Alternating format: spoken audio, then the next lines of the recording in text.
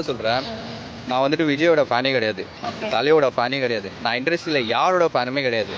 நீங்கள் இப்போ வந்துட்டு கில்லி ரீரிலீஸ் ஆச்சுது, அது யார் ஏக்குனான்னு சொல்லிட்டு கூட எனக்கு தெரியாது. அவர் அரசியலுக்கு வராரு, அவர் ஃப்ரீயாக விட்டுருந்தாருன்னா கூட இவ்வளோ பெரிய பிரச்சனை ஆகிட்டு இருந்திருக்காது. அவரை போட்டு நசிக்கிட்டே இருந்தா என்ன பண்ணுறது சொல்லுங்க. அப்போ இவங்க வந்துட்டு வரவே கூடாதா? யாருமே வரவே கூடாதா?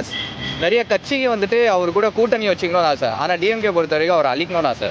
ஓகேவா? பட் இவர் வந்ததுக்கு அப்புறமா இந்த மாதிரி ஒரு புஷ் பண்ணும்போது நம்மளுக்கே வந்துட்டு ஏன் நம்மளுக்கு இவருக்கு சப்போர்ட் பண்ணக்கூடாது? டெஃபினெட்லி வந்துட்டு சொல்லுவாங்கல்ல, எப்போவுமே வந்துட்டு ஒரு நல்ல விஷயம் ஸ்டார்ட் ஆகிறதுக்கு முன்னாடி வந்துட்டு ஒரு டிசாஸ்டர் ஒன்று வரும்னு. ஸோ இப்போ நம்ம பார்த்தோம், கரூரில் வந்துட்டு ஒரு டிசாஸ்டர் ஆச்சுது.